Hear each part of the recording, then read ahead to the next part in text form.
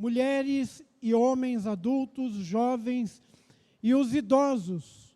A ninguém mataram, mas os levaram consigo quando decidiram seguir o seu caminho. Logo que Davi e seus homens chegaram à cidade, observaram que ela fora totalmente queimada e que suas mulheres e os seus filhos e filhas tinham sido sequestrados. Então Davi e os que estavam com ele prorromperam em exclamações de horror, brados de dor e pranto, e choraram até que se esgotarem as lágrimas. E as duas mulheres de Davi, da mesma forma, haviam sido levadas presas. Ainoã, da cidade de Jezreel, e Abigail de Carmelo, a que fora esposa de Nabal. Davi ficou profundamente triste e angustiado.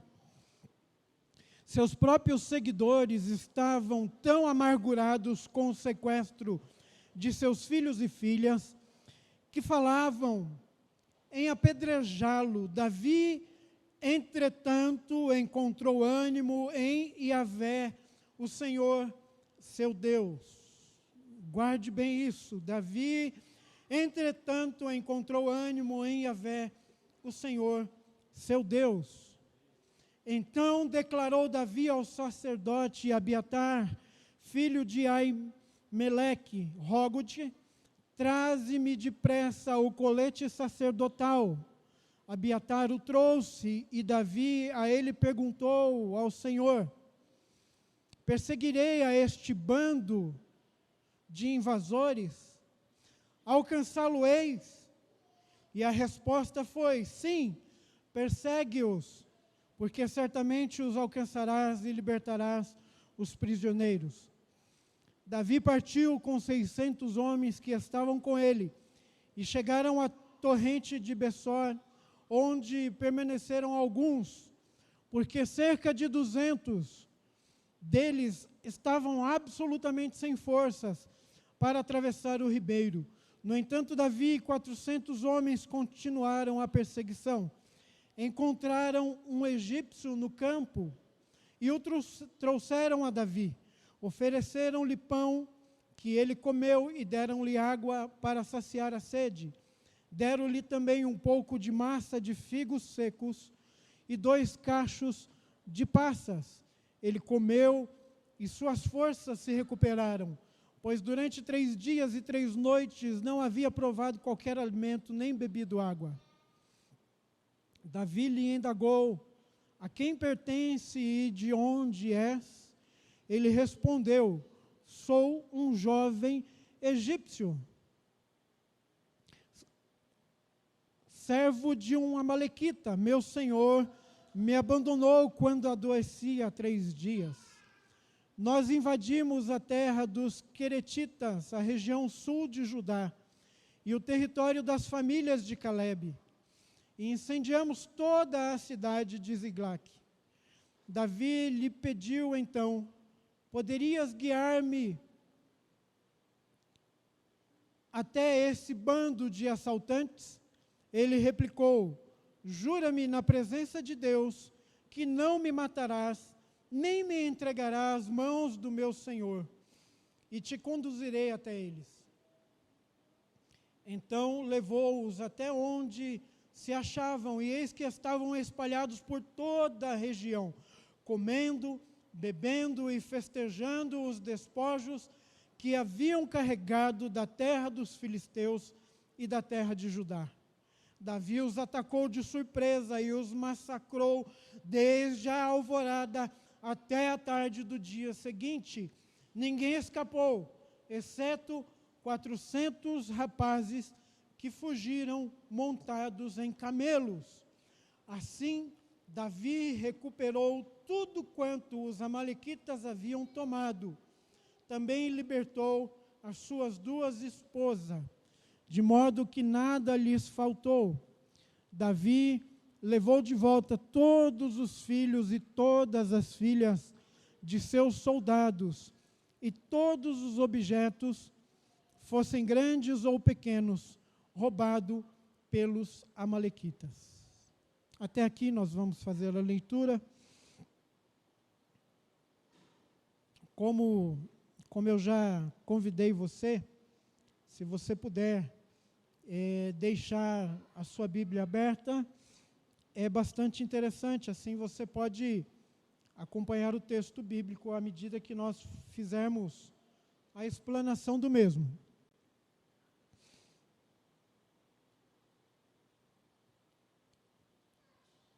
A história de Davi talvez seja uma história bastante conhecida de nós todos. Davi, pastor de ovelhas, cuidando das ovelhas do seu pai, foi ungido por Deus para ser o próximo rei de Israel. E o pastor fez uma ministração para nós,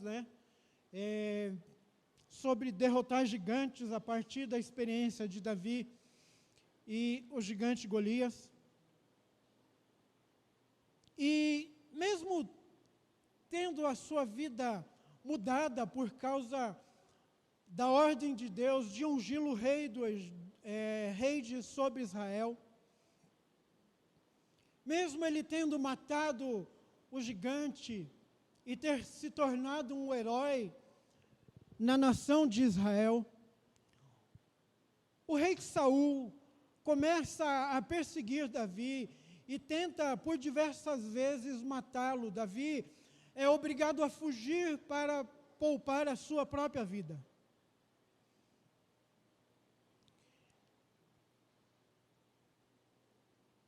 Durante o período de fuga, em duas ocasiões diferentes, Davi teve a oportunidade de matar Saul, que havia tomado Davi por inimigo. Mas Davi não o fez por reverência a Deus, por entender que Deus havia ungido Saul e que o próprio Deus determinaria quando o reinado de Saul terminaria e de que forma terminaria.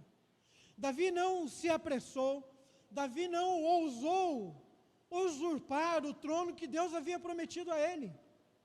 Então ele, com muita paciência, ele poupa a vida de Saul e continua fugindo, temendo pela própria vida.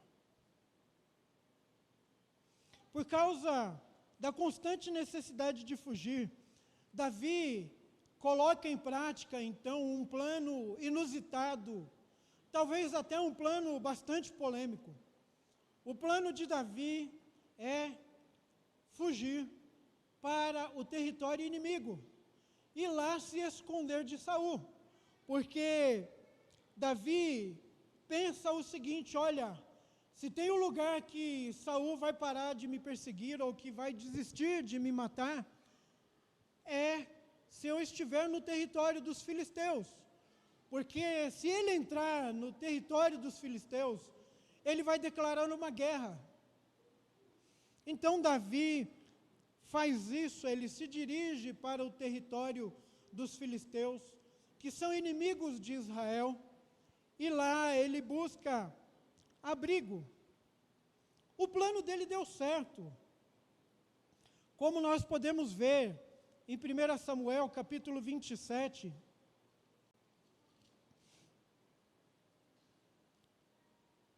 ele teve êxito naquele pensamento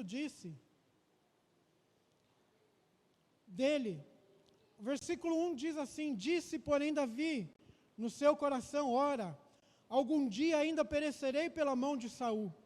Não há coisa melhor para mim do que escapar apressadamente para a terra dos filisteus, para que Saul perca a esperança de mim e cesse de me buscar por todos os termos de Israel, e então assim escaparei da sua mão.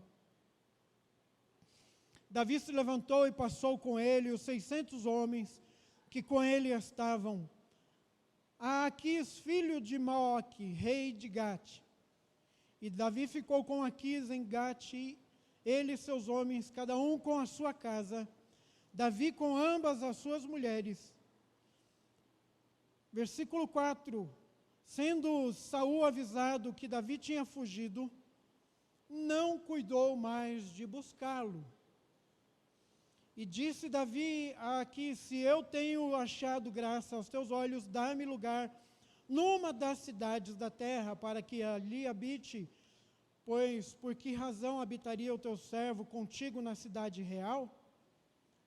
Então lhe deu Aquis naquele dia a cidade de Ziglague. E no versículo 7 você pode observar que foi o número dos dias que Davi habitou na terra dos filisteus, 1 ano e 4 meses. Então, Davi arquiteta esse plano, um plano de fugir para o território inimigo, e lá ele ganha o favor de Aquis, ele ganha confiança, e Aquis determina então que eles possam viver tranquilamente na cidade de Ziglague. Ele e os homens que o seguiam, 600 homens, guerreiros, e eles estabelecem ali então a sua moradia e permanecem lá por 1 ano e 4 meses. Mas chegou o dia em que os filisteus reuniram forças e marcharam contra Israel.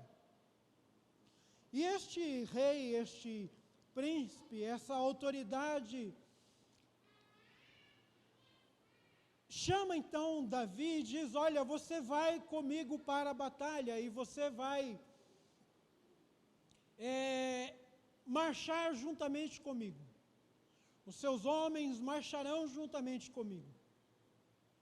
E quando, então, os filisteus organizam as suas forças, montam um acampamento, os demais autoridades começam a questionar e dizer assim: olha, por que estes homens hebreus estão conosco? Será que nós queremos que no meio da batalha eles se voltem contra nós e leve a nossa cabeça ou a cabeça dos nossos homens ao rei deles? Porque se eles fizerem isso, eles vão ganhar o favor do rei deles. Então, começa a haver uma discordância entre as autoridades dos filisteus com relação à presença de Davi e de seus homens naquela batalha. Então, depois de conversarem, depois de considerarem as possíveis consequências da presença de Davi, Aquis lamenta, mas ele dispensa a presença de Davi e instrui que Davi deve voltar para a sua cidade. E o texto que nós lemos no capítulo 30, então, relata justamente este momento, em que Davi, juntamente com os seus homens, voltam para a sua cidade e a encontram devastada. Ora, eles saíram do acampamento, no capítulo 29 você pode ver isso, e eles caminharam por 3 dias. Eles marcharam por uma distância aproximadamente de 112 quilômetros. E quando eles chegaram na cidade, eles estavam bastante cansados. E, para sua surpresa, eles encontraram a cidade saqueada, queimada, e constataram que todos os seus habitantes haviam sido sequestrados, haviam sido levados cativos. Então, a partir dessa situação vivenciada por Davi, nós vamos meditar e tirar lições para nós nesta manhã. Davi, voltando então do campo de batalha, voltando do acampamento filisteu, ele se vê lutando por sua família. Então, nós vamos trabalhar este texto e o título da nossa meditação nesta manhã é justamente essa: lutando por sua família. Eu já disse que Davi fugiu por muito tempo de Saul. Neste período ele foi ungido rei, ele se casou, mas em nenhum termo do território de Israel ele se sentia em segurança, porque a cada lugar que ele se escondia, alguém contava para Saul onde ele estava e Saul começava uma perseguição.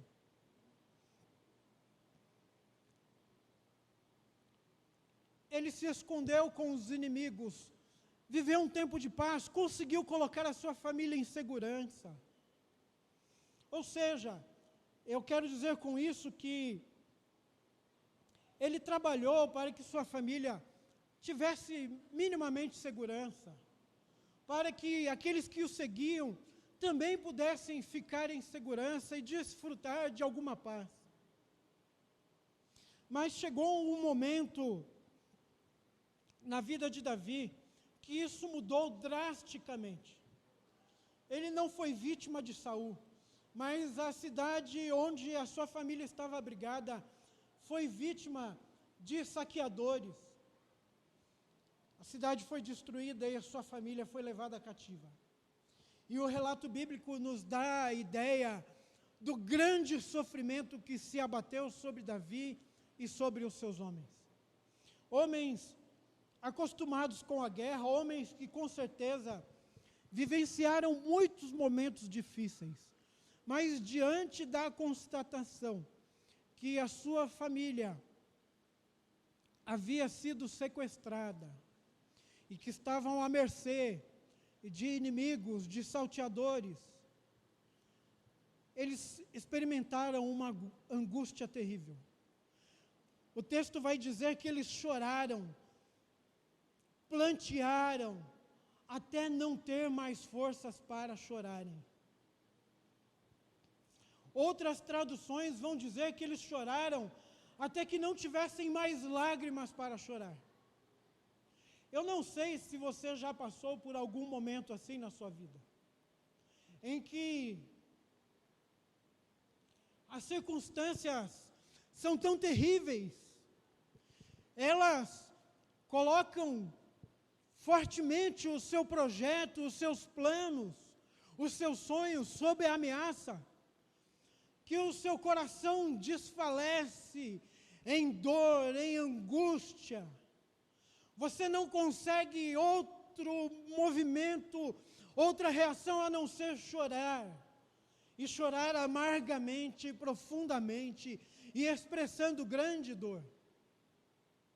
Nestes momentos você é tomado por fortes emoções, o seu racional fica comprometido, você não consegue enxergar saídas, você pensa somente no caos que se abateu sobre você. São experiências terríveis.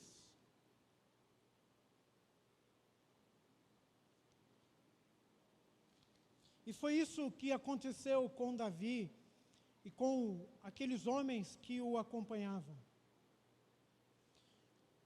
A partir dessa história, nós podemos tirar lições importantes para nós. A primeira lição que eu aprendo, a primeira circunstância que me ensina nesse texto, é que a nossa família pode ser atacada a qualquer momento. Nós trabalhamos, nós fazemos projetos, nós nos esforçamos, nós fugimos daqueles que nos perseguem, nós construímos situações que, no nosso entendimento, nos colocam em segurança. E gozamos momentos de paz, gozamos momentos de alegria, mas a grande verdade é que nós não controlamos as circunstâncias e que a qualquer momento a nossa família pode ser atacada. Temos presenciado isso fortemente.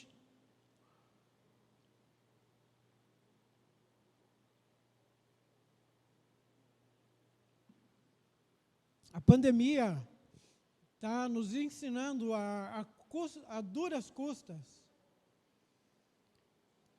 que as nossas preparações podem tornar-se frágeis a qualquer momento. Que tudo o que nós construímos pode não ter ou oferecer uma resposta para as circunstâncias que vêm contra a nossa família. Esses ataques, meus irmãos, podem ser de diversas naturezas. Podem ser externos, como no caso de Davi. A cidade foi invadida, saqueada, queimada, roubada, todas as pessoas sequestradas. O texto diz que ninguém foi morto, mas todos foram levados prisioneiros. Todos estão à mercê do inimigo. Todos estão correndo risco de vida. Esses ataques podem ser internos também, estes problemas, essa desestruturação daquilo que foi construído pode surgir no seio da própria família. São diversas as possibilidades. Uma infidelidade conjugal, uma decisão errada dos filhos, uma decisão errada dos pais, um desemprego. Enfim, várias circunstâncias podem se abater sobre a sua família e as coisas podem ficar difíceis. Sentimentos de insegurança, sentimentos de angústia, sentimentos de tristeza podem então invadir a sua casa, invadir o seu coração, podem te levar ao desespero, podem te levar ao sofrimento, à angústia, ao choro, ao ponto de você chorar até perder as suas forças. Então, essa é a primeira grande verdade que essa circunstância da vida de Davi nos mostra. A família pode ser atacada a qualquer momento.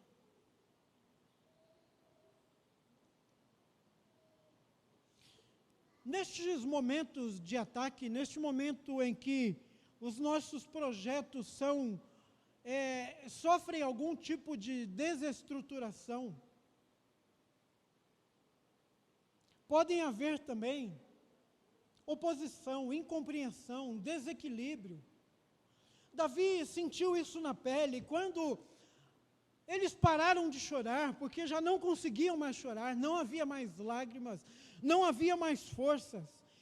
Os homens, o povo que o acompanhava, então, no versículo 6 você pode observar isso, começaram a falar que a culpa era de Davi. Começaram então a projetar a possibilidade de apedrejá-lo. Lembra que eu falei que o plano de Davi era inusitado, era polêmico? Vamos nos esconder no território do inimigo.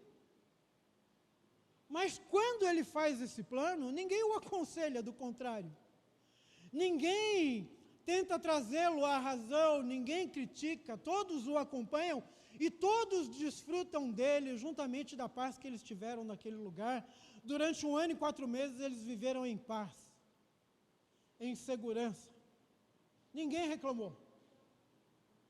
Só que quando a tristeza, quando o caos se instala, eles se voltam contra Davi e chegam a pensar em apedrejá-lo. E Davi novamente, além de estar sofrendo por causa da sua perca recente, porque a sua família foi levada cativa, ele volta novamente a sofrer e a temer pela própria vida. Neste momento, pode ser que muitos de nós cheguemos à conclusão que acabou, não há mais solução. Você já viu algum amigo dizer isso? Você já viu alguém abrir o coração para você, mostrar a tristeza e em seguida dizer, olha, acabou, não tem mais o que fazer? Eu já vi, eu já sofri isso com pessoas bastante próximas. Eu mesmo, em algumas circunstâncias da minha vida, já cheguei a pensar deste jeito, olha, acabou, não há mais uma solução. Mas a partir deste momento, E a partir da experiência de Davi, no versículo 6, no finalzinho do versículo 6, nós tiramos para nós a segunda lição importante. Versículo 6, a parte B do versículo, diz assim: todavia, Davi se fortaleceu no Senhor, seu Deus. Todavia, Davi se fortaleceu ou encontrou ânimo em Yahvé, o Senhor, seu Deus. Queridos, este é um momento de solidão na vida de Davi. Todas as expectativas estão sendo frustradas, as pessoas que o acompanham se voltaram contra ele, mas Davi, ao longo da sua vida, construiu e viveu várias experiências com Deus. Neste momento de extrema angústia, ele se volta para o seu Deus, ele se recorda dos milagres que Deus fez na vida dele, ele se lembra das promessas que Deus fez a ele. Então ele encontra ânimo no seu Deus. Ele encontra ânimo no seu Deus. Seja qual for o caos que possa estar cercando e querendo imperar na sua vida, querendo.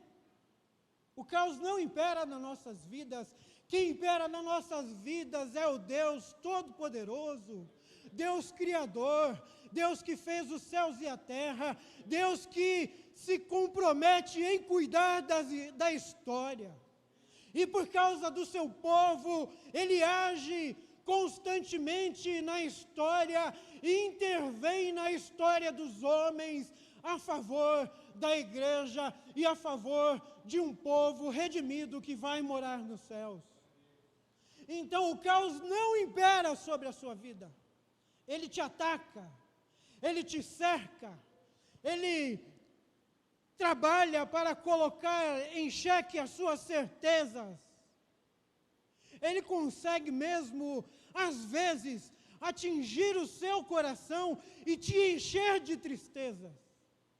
E você pode sim viver horas sombrias de angústia, de desânimo, mas ao voltar-se para Deus, Ele vai cuidar de você, Ele vai cuidar do seu coração, Ele vai te fortalecer e você vai novamente recobrar o seu ânimo no seu Deus e no seu Senhor.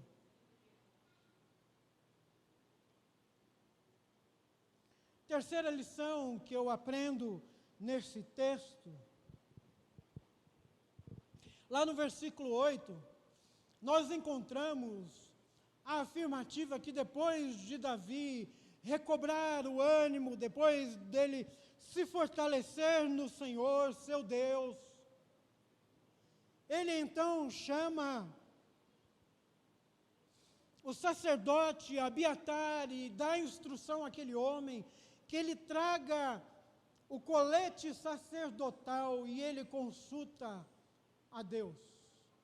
A terceira lição, então, que eu aprendo, é que nesses momentos em que a angústia se abate sobre nós e que muitas vezes nós não sabemos direito o que fazer, é que nós devemos agir debaixo da orientação de Deus.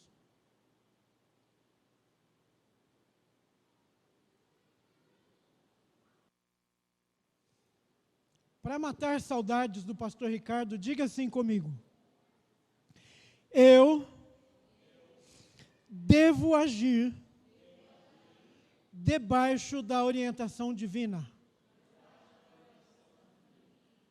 Davi faz assim. Ele está angustiado. Aqueles mais próximos haviam se voltado contra ele e haviam cogitado mesmo em matá-lo. Ele recobra as suas forças e a primeira coisa que ele faz é consultar a Deus. Ele pergunta para Deus: devo perseguir? Devo ir contra eles? E a resposta divina vem. Esses dias eu estava lendo E fui ver lá uma história que a gente aprende quando é criança na escola bíblica, a gente ouve bastante falar sobre Sansão.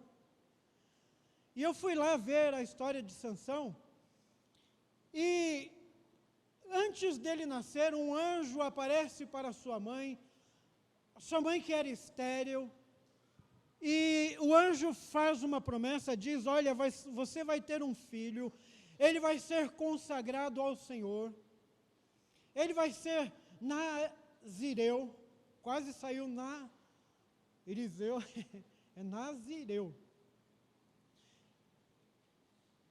A educação dele vai ser diferenciada, vocês vão proceder assim, assim, assim.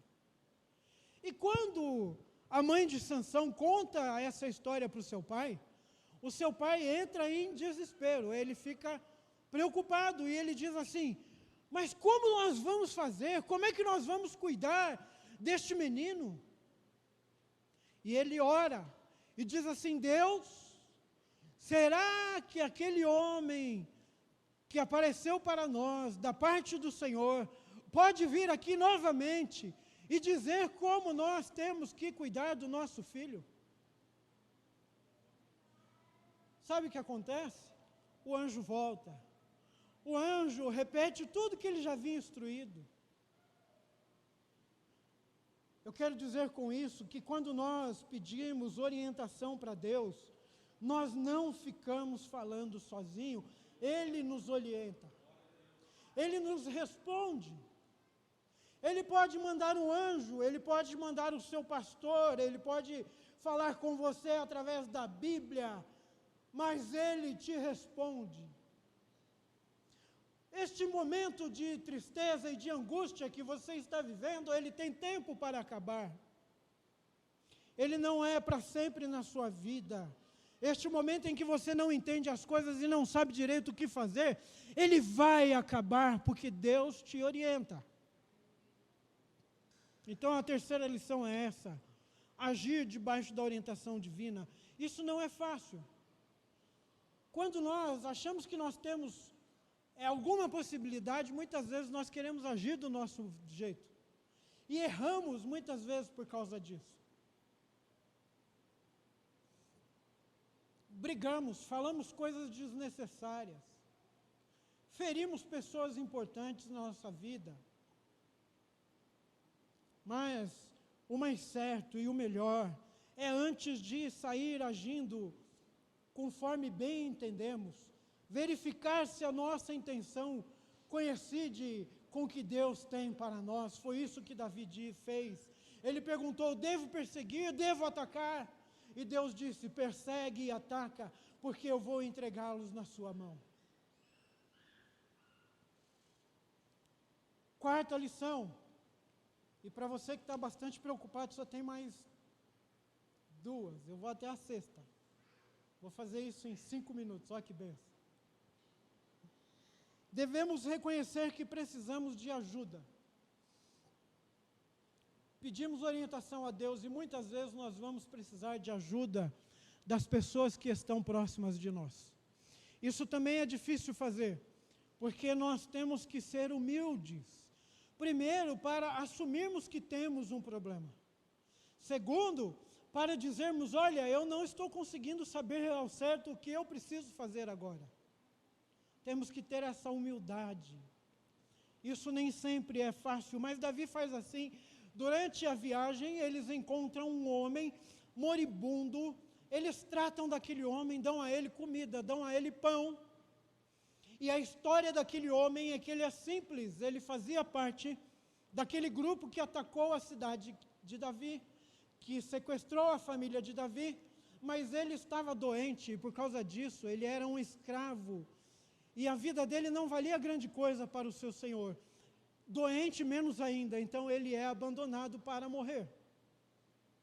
E Davi pede ajuda para um escravo moribundo. Ele diz assim, olha, eu preciso encontrar um grupo assim, assim. Aliás, aquele homem revela que fazia parte daquele grupo. E Davi diz assim, eu preciso encontrar este grupo, você me guia até lá. acontecimento, neste particular dessa história, acontecem duas coisas.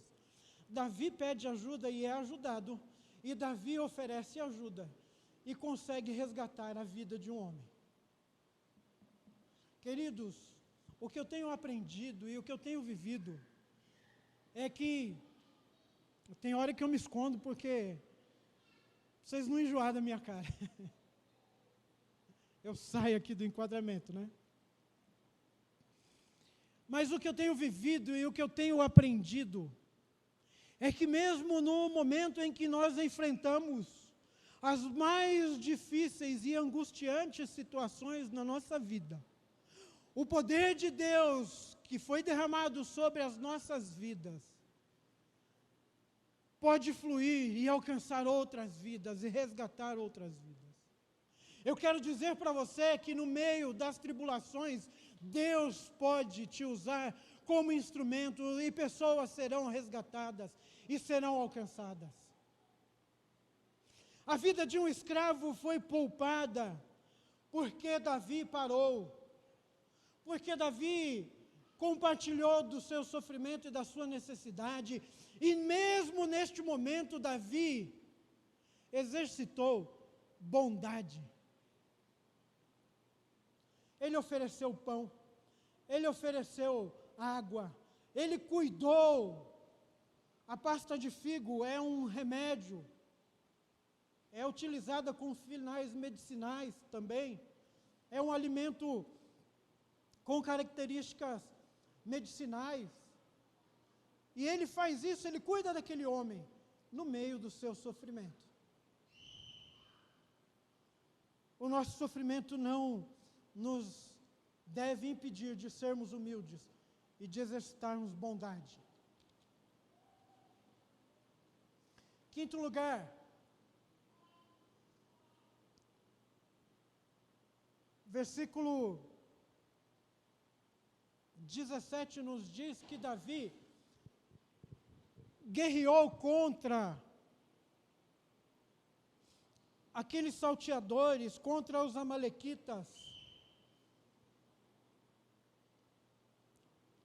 até que não sobrasse ninguém. Até a tarde do dia seguinte, ele vinha de uma caminhada desgastante. Dos 600 homens que iam com ele, 200 pararam no caminho, porque não tinham mais forças para caminhar. Somente 400 continuaram com Davi.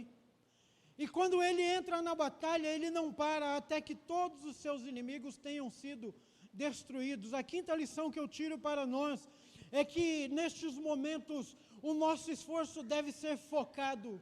Nós não devemos ter descanso até que o inimigo bata em retirada. Não sobrou ninguém, a não ser 400 que fugiram montados em camelos. Ou seja, Davi e 400 lutaram com mais de 400 homens, destruíram grande parte deles, e só não foram destruídos os que fugiram, porque perceberam que estavam numa batalha perdida. Nós devemos agir assim quando a nossa família é atacada. Nós devemos decidir se queremos ou não lutar pela nossa família. E decidindo lutar, nós não devemos baixar a guarda, nós não devemos fazer trégua, nós devemos buscar a Deus, porque Ele é a nossa força. Nós devemos nos colocar em oração, nós devemos fortalecer a nossa vida e cuidar da nossa casa, porque a vitória virá.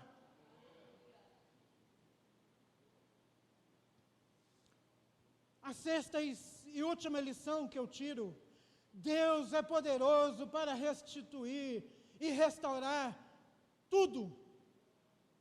Deus fez assim com a família de Jó. O texto vai dizer que Deus restituiu tudo em dobro.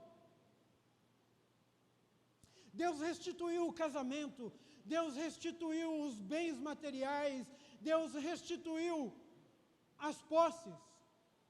A única coisa que não foi em dobro foi o casamento, tá? Então, não se anima não. É a sua esposa, meu amado. É essa que Deus separou para você.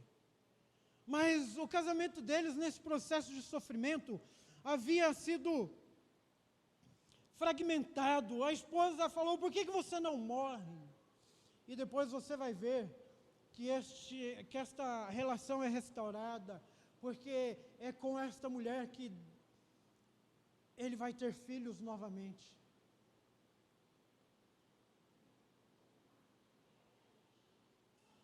E o texto nos diz, o texto que nós lemos nos diz que Davi trouxe de volta tudo, absolutamente tudo.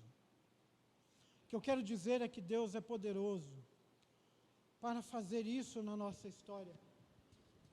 Muitas vezes a impaciência quer tomar conta do nosso coração.